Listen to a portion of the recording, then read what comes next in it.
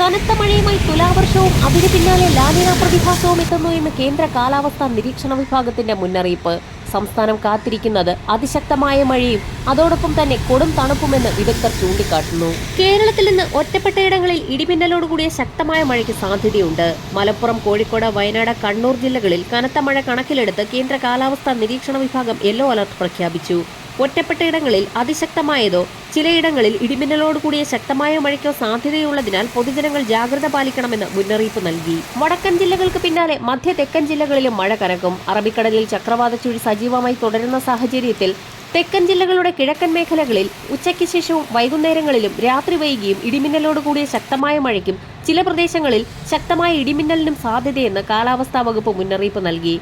കാലവർഷത്തിന്റെ വിടവാങ്ങലിന് സമാനമായ ന്യൂനമർദ്ദങ്ങളും ചക്രവാത ചുഴികളും ഉൾപ്പെടെയുള്ള അന്തരീക്ഷ ഘടകങ്ങളും നിലനിൽക്കുന്ന സാഹചര്യത്തിൽ പകൽ വരണ്ട കാലാവസ്ഥയും വൈകുന്നേരങ്ങളിൽ ഇടിമിന്നലോടുകൂടിയ മഴയ്ക്കും സാധ്യതയുണ്ട്. ലാനിന പ്രതിഭാസം രൂപം കൊള്ളുന്നതും ഇന്ത്യൻ ഓഷ്യൻ ഡൈപോൾ പോസിറ്റീവ് ആകുന്നതും കാലവർഷം പിൻവാങ്ങാൻ വൈകുന്നതുമാണ് ഇത്തവണ തുലാവർഷത്തിൽ സാധാരണയിൽ കൂടുതൽ മഴ ലഭിക്കാൻ ഇടയാക്കുന്നത് പ്രധാന കാരണമായി ചൂണ്ടിക്കാണിച്ചിരിക്കുന്നത്. തിരുവനന്തപുരം, കൊല്ലം, പത്തനംതിട്ട, കോട്ടയം, ആലപ്പുഴ, ഇടുക്കി ജില്ലകളുടെ കിഴക്കൻ മേഖലകളിൽ, പ്രത്യേകിച്ച് മലയോര മേഖലകളിൽ ഇടിമിന്നലോടുകൂടിയ ശക്തമായ മഴയ്ക്കാണ് സാധ്യതയുള്ളത്. ഉച്ചയ്ക്ക് ശേഷവും വൈകുന്നേരങ്ങളിലും രാത്രി വൈകിയുമാണ് ഇടിമിന്നലോടുകൂടിയ ശക്തമായ മഴയ്ക്ക് സാധ്യതയുള്ളത്. തുലാവർഷം എല്ലാ ജില്ലകളിലും ശക്തമായി തന്നെ പെയ്യുമെങ്കിലും തെക്കൻ ജില്ലകളിലാണ് ഇടിമിന്നലോടുകൂടിയ ശക്തമായതോ അതിശക്തമായതോ ആയ മഴയ്ക്ക് സാധ്യതയുള്ളത്. ഇടിമിന്നലോടുകൂടിയ നേരിയ മഴ കഴിഞ്ഞ ദിവസങ്ങളിൽ തന്നെ തെക്കൻ ജില്ലകളുടെ കിഴക്കൻ മേഖലകളിൽ റിപ്പോർട്ട് ചെയ്തു തുടങ്ങിയിട്ടുണ്ട്.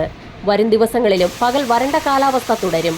അതിനുശേഷം ഉച്ചയ്ക്ക് ശേഷം ഇടിമിന്നലോടുകൂടി ആരംഭിക്കുന്ന മഴ മധ്യ വടക്കൻ ജില്ലകളിലേക്ക് കൂടി വ്യാപിക്കും. വരും മണിക്കൂറുകളിലെ കാലാവസ്ഥാ മുന്നറിയിപ്പുകൾക്കായി ചാനൽ സബ്സ്ക്രൈബ് ചെയ്യാൻ മറക്കാതിരിക്കുക.